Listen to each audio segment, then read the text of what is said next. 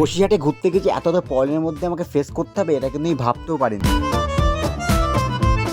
কিন্তু মর্নিং হতে প্রায় 8টা মতো বেজে গেছিল, আর এই ব্লগটা অন করে প্রায় দুপুর 1টার সময় আই কিন্তু তাড়াতাড়ি চলে যে স্নান করতে। তোমরা 5 জন ছিলাম, ওই জন্য একজনকে সাইকেল নিতে হবে। আজকে ডিসাইড হলো যে ডাব্লু সাইকেল চালাবে, তারপর চলো ঝটপট বাড়ির দিকে আর ওখানে সাইকেলে পাম্প টামা দিই। আর আজকে কিন্তু প্রায় 9 দিন পরে কিন্তু ভিডিও আপলোড করছি, যেখানে আজকে আমি ঘুরতে যাবো না। ওখানে নেটওয়ার্ক এত লেভেলে বাজেছিল যে আমি কোনো ভিডিও আপলোড করতেই পারছিলাম না। আমার 4G নেটওয়ার্ক নাকি ওখানে কাজ করছে না। তারপরে এমন করতে করতে রাত হয়ে যায়, আর রাতে কিন্তু চলে যাই বসিরহাটে। এখানে দাদা কিন্তু আমাকে পিক আপ করতে চলে আসে। অনেকে দেখছি ভিডিও দেখছো কিন্তু সাবস্ক্রাইব করছো না, যারা নতুন আছো ওখানে সাবস্ক্রাইব করে পাশে থাকো। তো আস্তে আস্তে আমার প্রায় 12টা বেজে গেছিল, ওই জন্য রাতে কিন্তু কোনো ফুটেজ নিতে পারিনি। বসে এসলাম কিন্তু আমার মা বাড়ি ওখানে একটা পুজো হয় বড় করে, ওইটাই দেখতে। এখানে মেনলি সাজানোর কাজ চলছে, আর যেহেতু সকাল থেকে কিছু খাওয়া হয়নি চলে গেছিলাম আমার খাবারের দোকানে। বেশ অনেকক্ষণ ধরে খাওয়া দাওয়া কমপ্লিট করি এখানে। আর এখানে দাদা দেখে সেলুনে যায় চুল কাটতে, চুল ফুল কাটা কমপ্লিট করে চলেছে বাড়ির দিকে। আর এখানে সে প্রোগ্রাম শুরু হয়ে যায়।